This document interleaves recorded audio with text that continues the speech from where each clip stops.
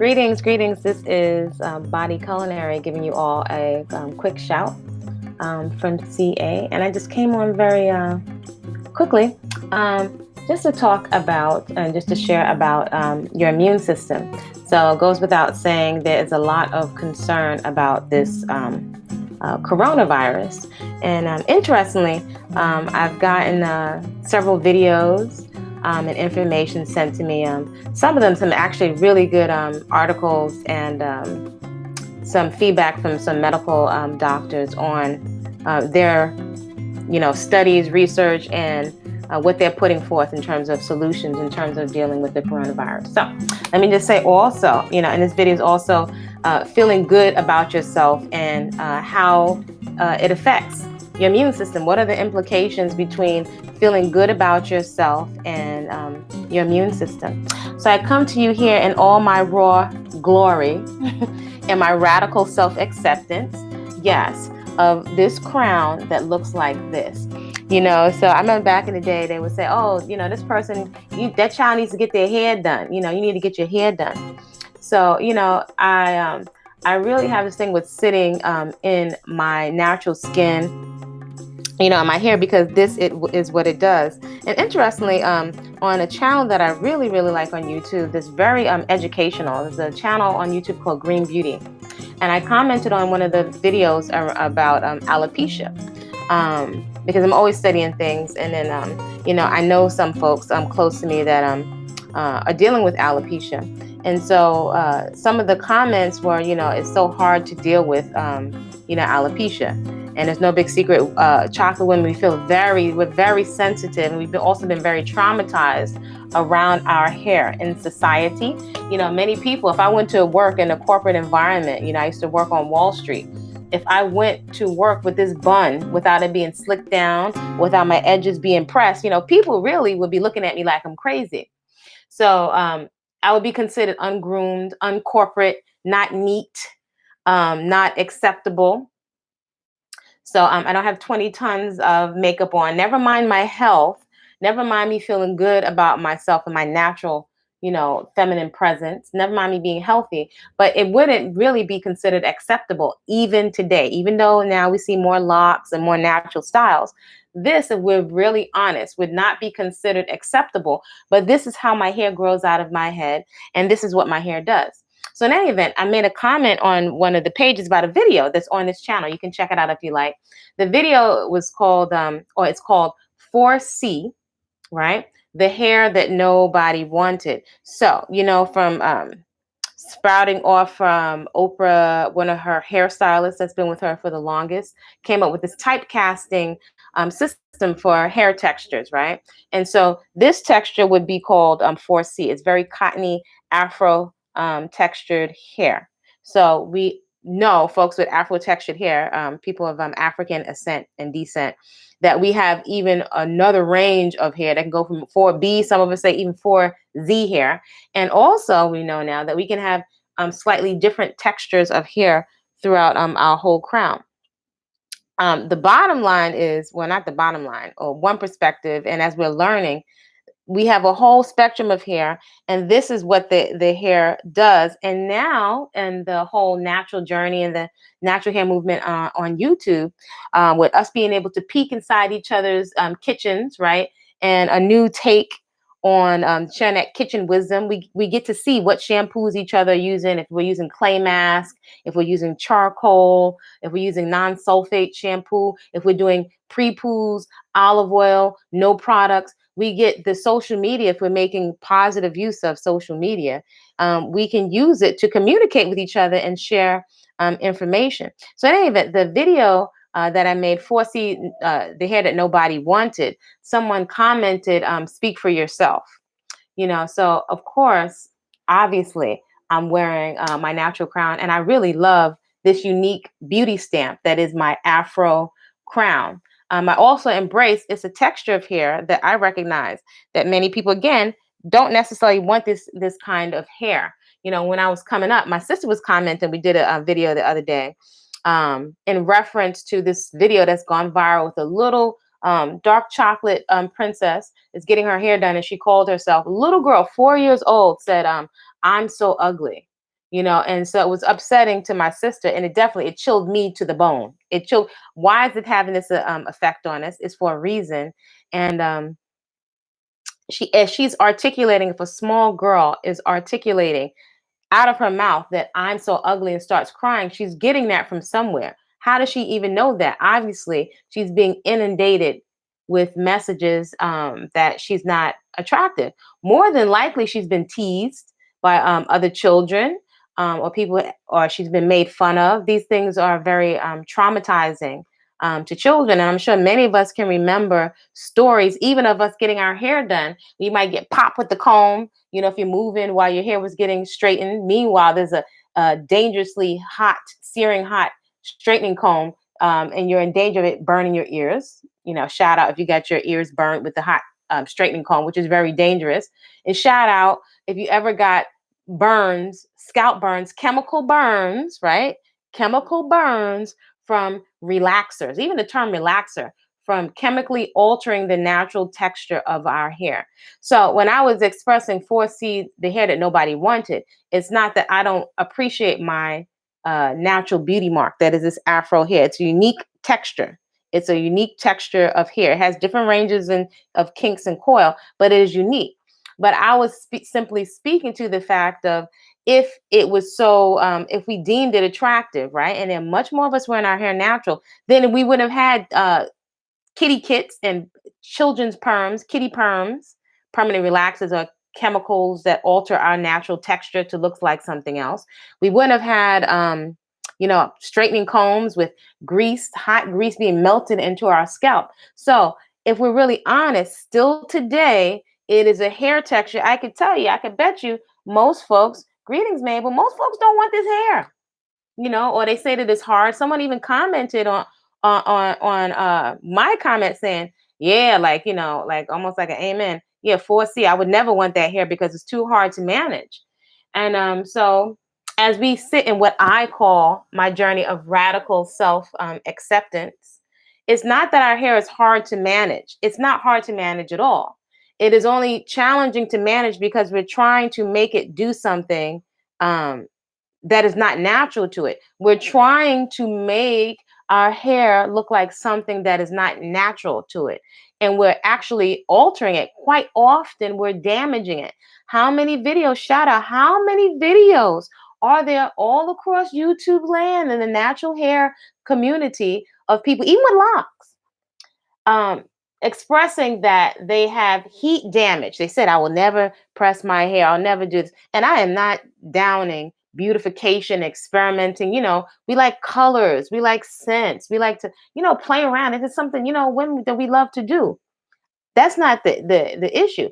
But quite often we're placing ourselves in literal harm's way physically with searing hot heat that's dangerous, and we're bringing the children along, bringing the little girls along, and we're damaging and putting ourselves at risk with extremely caustic, dangerous chemicals that are near our brain.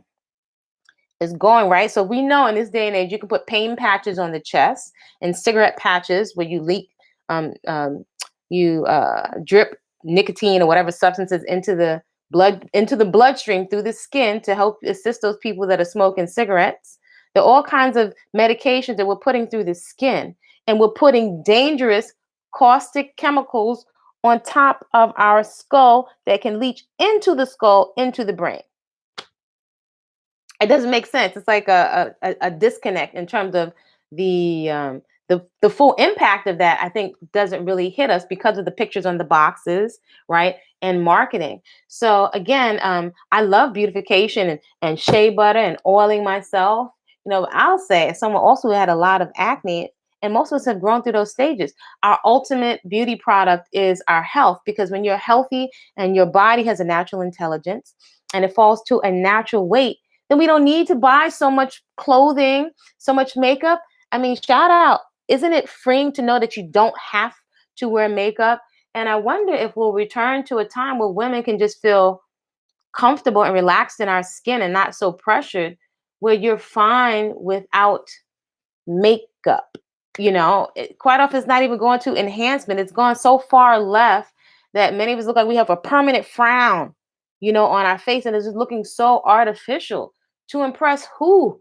For what? Are we trying to impress perverts or people that don't have our best interests at heart, or people that don't really care about us physically, or they just want to hit it and quit it? Who are we trying to impress? It's such an anxiety, but it's so programmed, it's so societal. So I am one for my own peace of mind has taken on and explored for many years, going on close to 3 decades of a return to natural, because we're born in our natural state.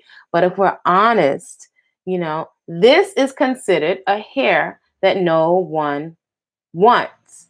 From time to time, we'll see chocolate women coming from the continent, that part of the diaspora, with very dark, dark, deep, deep, deep, dark chocolate features, and maybe bigger size lips, or really profound features, and then they're considered exotic.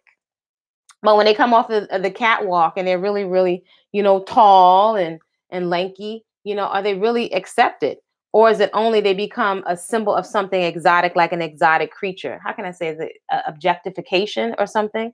But on the whole, can we really say, still in 2020? Fortunately, it is changing.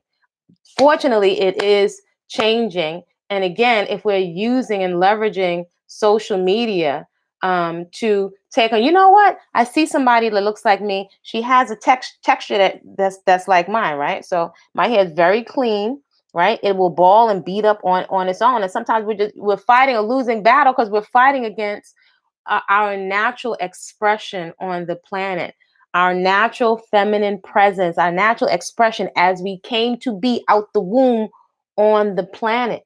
So I've done everything from a short peach fuzz. I've cut my hair completely bald, two strand, double strand twists. I love cornrows, and then this stint of locks, and then twisted it very, very briefly, just a little bit, and then to freeform locks. It's been really an exploration, and this is what the hair does. And just being on the whole stroll of products that don't even uh, for the women with this unique beauty stamp, are not even benefiting overall from products that only we need. This is a unique beauty stamp. So isn't it really something I've expressed before, that we're not flourishing across the globe from the products that go to groom hair that looks like this? Now all the other the major, still dark and lovely with the kitty kit, now they've gotten in on the natural hair circuit, and you get a couple of models, some chocolate models, on the box. But still, when's the last time you heard of some college scholarships coming from Dark and Lovely? I'll wait. When's the last time? So it's really hashtag new narrative. It is only not to be negative, or and let me not say what not to be, more so to be proactive. It is really on us to be proactive, to write what I would say a new narrative, and to frame things in a way that empowers us and motivates us to be proactive. So what I'm saying essentially is, if we want to be validated, if we'd like scholarships, if we'd like quid pro quo, am I saying that? Quid pro quo, which is something I got put onto by Dr. Claude Anderson. Shout out to Dr. Claude Anderson. Makes perfect sense. But to hold people accountable who you shop with, to say, this is what I would like, ask for what you want, and hold folks accountable. If you're giving them business, even with us patronizing each other's business, expect reciprocity and ask for reciprocity, right? At the point we can't all make our products, that you want a certain standard from those that are making products for you, AKA at least that the products are healthy and they're not damaging and they're not tumor inducing, right? Because there have been studies that have shown that fibroid tumors, which many of our women suffer with, there's a connection between fibroid tumors and chemical hair altering. I don't even like the term relaxers. Is there another name that we could call it? We call them relaxing, because if you think about it, it doesn't make sense. It's like calling meat when it's really, animal flesh. If we call something exactly what it is, so we have all these words that make us feel better about what we're doing, right? They create this whole image and picture. Marketing 101. So again, I come to you today. This is what my hair looks like, and I sit in it. It has a color. There's nothing in it. There's no products in it. It actually feels really nice. So it's interesting with all the shampoos and the reviews that we do on YouTube. quite often you hear, oh, this made my hair feel so soft.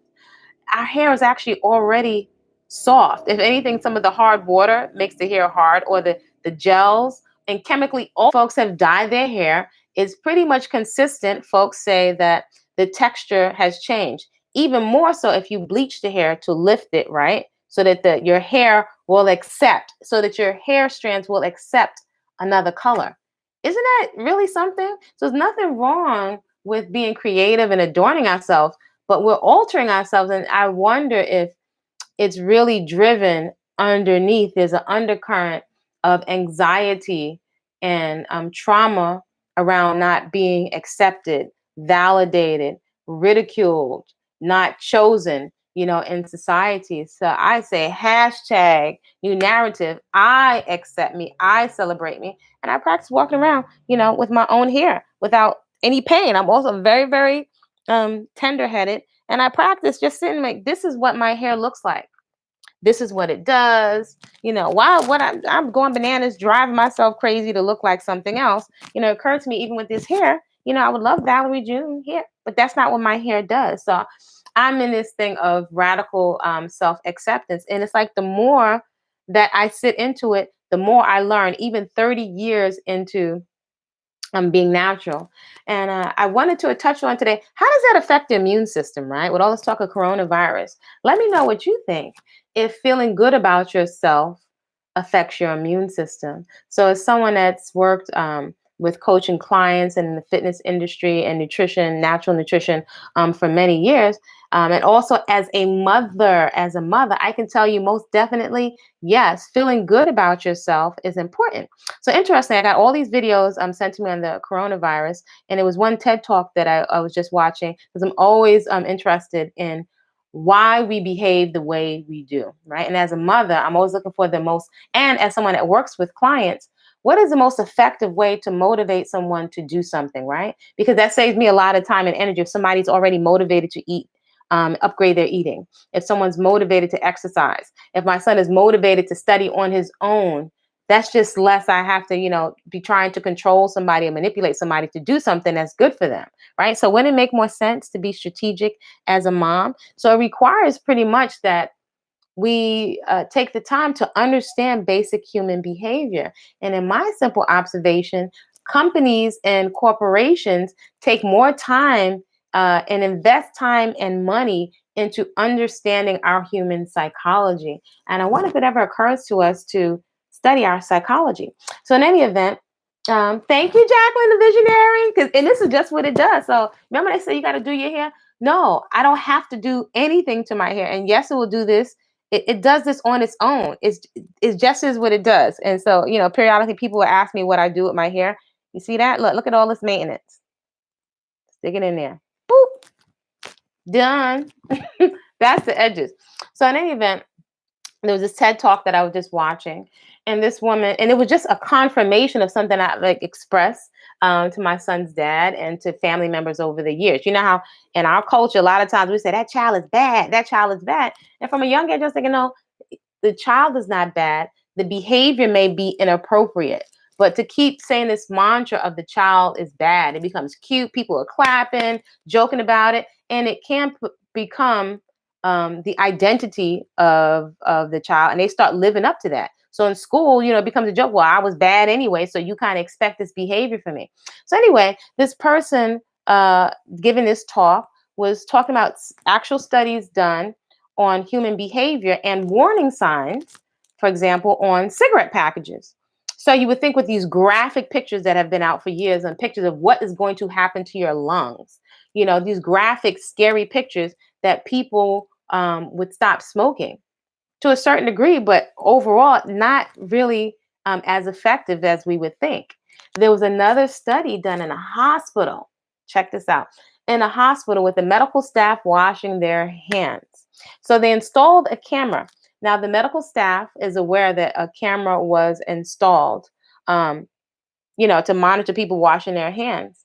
And it was only 1 out of 10 of the medical staff that was washing their hands.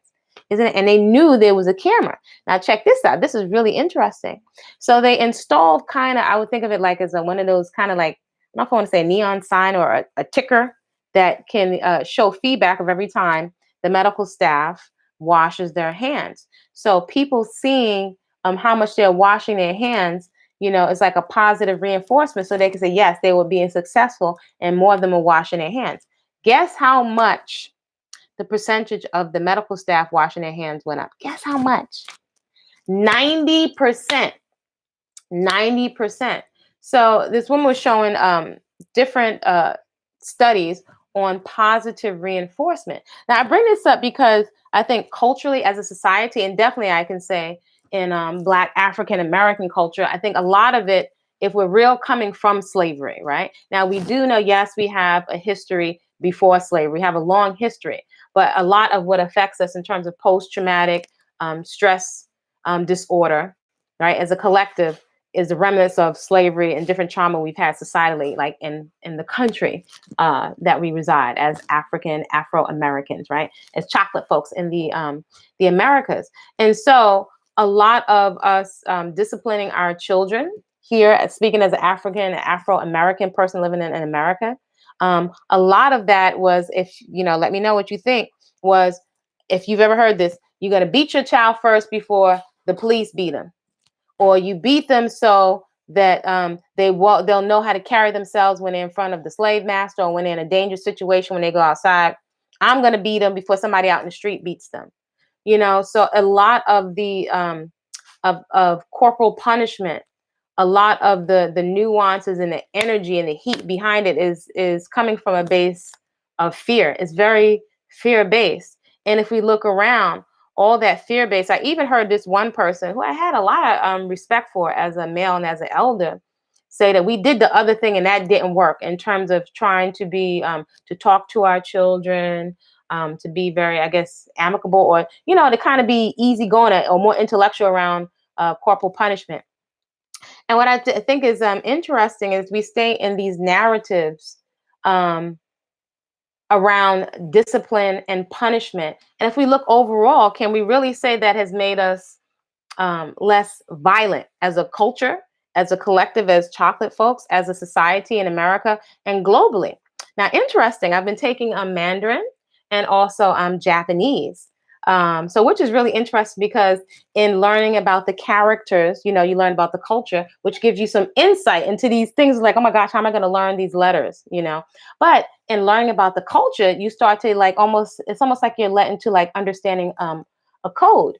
So as I'm speaking to my friend that is teaching me Japanese, and I'm learning about the culture, there's so much to be said for politeness and manners. Like, if somebody's even 2 days older than you, you have to pay them that respect. And also my Mandarin class, the mannerism of the teacher, it really is very distinct to me. So I asked her, I said, do you think that all these manners, right? And when you're saying hajimashite, what's kwasa? When you're saying like greetings to someone, you have an informal greeting and you have a formal greeting. And so usually you want to be formal in terms of constantly paying respect. That's like really, really big. Your older sister, anybody that's older than you, is big respect. Teachers, anyone. So I asked, I said, do you think that all these manners in Japanese culture contributes to less crime? She said, most definitely, yes. Definitely a lot less crime, because, being in with the group and the group pressure to have manners and stuff, it's really a big deal, even how they deal in corporations and business. Now, here's the other flip side. There is another flip side to, everything that's a balance. The culture being very repressed, because a lot of times people won't express themselves because it's very frowned upon for you, let's say, to show outward affection, in that culture. But anyway, I just thought it was really interesting. Is there less crime and violence due to all of these manners? Yes, but at the same time, there's so much repression, and it's interesting. Now we see a lot of our young people and cross cultures into manga and anime, which always looks kind of crazy, or interesting, in terms of it looks like little girls, sometimes characters with like big boobs, or a lot of almost like soft violence porn, and a lot of the anime. So that's another story. But anyway, the point being that the manners around interacting with people and is reinforced in their culture. Just all of this politeness, right? So if I look at our culture, can we really say that um, all the beating and the hitting, we joke about in a lot of our jokes and our comedians, I'm going to whoop your butt and this and that. And I'm not saying we shouldn't discipline our children, but can we honestly say that it makes us less violent, that it makes us greater communicators when there's corporal punishment and we do punishment based on fear, when it's fear based as opposed to positive reinforcement. So you let me know what you think. I will also say that coming up, if you saw people that were more articulate to their children and took the time to speak to their children, people will call you, that you're acting like a vanilla person. You're acting, basically, they would say you're acting white. If you're speaking, or if you take your time to articulate yourself and to allow your child to respect, to express themselves. So there's definitely a balance in terms of keeping healthy boundaries with children, but I think it's definitely something for us to explore. Why do we do what we do? Do we want different results when it comes to our children, and even in terms of disciplining ourselves? I mean, do we spend the majority of our life trying to diet or trying to get discipline, in our personal lives? Is everything just based on fear? Fear, right? So there's 6 basic fears. What is it? Fear of loss, fear of death, fear of pain, fear of poverty, fear of loss of love or never being loved. And I think there's one more. So anyway, from a young age, I've always been very fascinated with what causes us to behave the way that we do. I've seen a lot of substance abuse, alcohol, cigarettes, obesity. I didn't know the word for obesity when I was a little girl, but I've always been fascinated. I always question, why do we do the things we do? Why is this person beating up on their wife? Why do those folks have big hands with marks from heroin? Why do people do drugs? Why would you want to do something that's going to hurt yourself? Why would you put yourself in harm's way? Why do we put ourselves at risk for unwanted pregnancy or disease? So obviously, if these things are common, we're doing things on a subconscious level, usually from trying to avoid pain. Or I can say, young women, a lot of times you don't want to put yourself in harm's way, but you want the attention. So are you all follow me here? So feeling good about ourselves in a very real way, I would definitely say, in a chemical way, in your physiology, it affects your immune system. When we're not feeling good about ourselves, you let me know what you think. Quite often, we have a lot of self sabotaging behaviors because we don't feel good about ourselves. If that's overspending to compensate with lots of clothes and makeup, because even though it may seem okay, we're looking great, but if it's really just a cover up because we actually don't feel good about ourselves, it creates a lot of stress, which brought me to the channel. And I saw several channels where they were talking about stress and alopecia. One channel that I really like, Yanni the Lockologist. Shout out to Yanni. I really like her page. She talks about the health of hair, and she's constantly talking about drinking water and stress and a healthy lifestyle. So she shows a lot of folks with some really serious issues with alopecia and hair falling out, because we're conscious about our hair falling out. But you can see people having a dramatic reaction to stress, whether it's on over school or purchasing a home or relationships, and our hair is literally falling out from the stress, right? Isn't that interesting? And so also being driven and driven. I'm going to exit now. Oh, you're so welcome. You too, Mabel. So, I'm not going to stay on here too long, but I just wanted to put this out there, feeling good about yourself. How does it affect your immune system? Do you observe that you have healthier behaviors when you feel good about yourself, or are you punishing yourself? Do you find that when you don't feel good about yourself, you're more likely to eat mindlessly, more likely to want to get high off of whatever substances? Are you more likely to put yourself in harm's way in terms of relationship that is not healthy for you when you don't feel good about yourself? Think about that. I'd love to know what you folks think in the comments. When I feel very good about myself, when I exercise, even though sometimes I may not feel like it all the time, I know by now that I never regret exercise or what I would call my personal movement practice. I always feel empowered. I feel athletic. I feel good about myself. When I feel good about myself, I want to eat healthier. if I don't feel good about myself and if I feel kind of down, that's usually when I would want to eat something that's heavier. So at this point, I don't eat junk food. Thank goodness. That was a long journey to get here.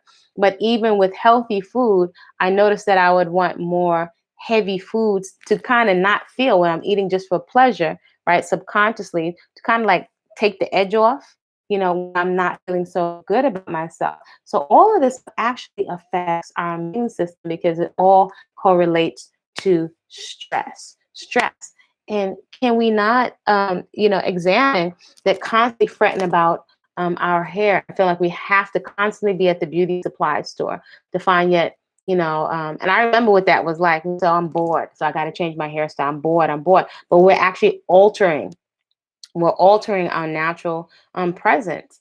Is it is there an undercurrent of anxiety that we won't be chosen, that we feel invalidated, not chosen by society, that we don't feel desirable, that we don't feel pretty? Like the little girl that's 4 years old, she said, she said, I'm ugly. And, she was totally vulnerable. She said, I'm ugly. "Ugh, I'm ugly." So even though we're older adults, if we're honest, is that how we're actually feeling about ourselves? Ugly. We're up all night scanning the internet, having things shipped through Amazon. How much money are we spending on makeup when we're looking artificial, right? And we still don't feel good about ourselves, right? Because if you feel good about yourself and you feel healthy, there's not much that you need. That's why I would say, I'm contributing to the conversation, that health is our number one beauty product. Your body is intelligent. Our bodies are intelligent and knows how to get to a healthy weight when we just stop clogging it up with stuff, right? The body's intelligent, just like your cut knows how to heal. And there's an intelligence to this hair. I mean, I'm actually amazed right now, going back and forth with oil, no oil, that now my hair, the best way I can describe it, feels normalized. It does not feel stripped at all. It doesn't feel, there's no conditioner in it. It doesn't feel hard. When people say, a lot of times we say dry, and I can see maybe if it was a loose natural, but just here, it just feels cottony, soft. There's no conditioner in it. I'm not using anything that's stripping my hair down to the bone because I'm not putting anything in it. But it just feels like soft hair and it feels very, very light. And it's also a tremendous stress relief where I don't have to do anything. And I just sit in the comfort of my hair. Its density, its color. This is what it is. I practice looking at myself and appreciating myself, which I really, really do. I like myself. I feel comfortable. So this is it, and I don't feel like I'm not asking for permission. I'm not asking for validation. This is what it is, and it's a good feeling, and it's been a 30-year journey. And I can say that we still to this day, you can still be sucked in by social media and comparing yourself to other people, to their locks, if they have dye, if they have hair jewelry. It is really something to sit in what I would say is, I call radical self-acceptance. This is what it is, as long as I'm nice and healthy, and I'm feeling good. And, I'm taking capoeira today, which was like a pure joy. Oh my gosh, so much fun and so much joy. I'm not worrying about sweating out my hair. I'm not worrying about my skin and having makeup on my skin to cover up acne scars while I'm playing capoeira or while I'm doing, African dance or, being physical. It's a relief. It's a relief. I can put that time and energy towards something else. So anyway, folks, let me know what you think down in the comments. I just came on this evening. I hope you folks are creating a great week for yourself, right? So hopefully you're dousing yourself with lots of fresh, whole living fruits and vegetables, regardless of the label that you call yourself. We can all benefit from more fresh, whole living foods that are cruelty free. First of all, to your own brain and to your own body temple, cruelty free, right? And then that kind of some mentality that expands out to everything else. So create a great day. Do subscribe to the channel. Share this video with someone who could benefit from some motivation. If you know somebody that says they hate their hair or they had a lot of acne, I feel you. I feel you. I feel you. There's nothing like radical self-acceptance. It is a journey to be able to sit there and appreciate yourself. And it's so freeing because you don't really have to do anything. I'm not talking about neglect, but you don't have to do anything to be beautiful. It's your natural state. All right, folks, this is Body Culinary. I will see you again in another video. What time is it there now? Let's see. Right now, it's oh wow, it's 10:32, so it must be late over there. I think I'm now with daylight savings time in the States. It must be 12:32. So gotta be more conscious of the time because now there's a 2 hour time difference where I am. All right, folks, you have a great rest. Go into your rest very intentionally so you wake up nice and rested and you prepare some nice, healthy things to take with you on the road that look very attractive. Treat yourself the very best. See you soon.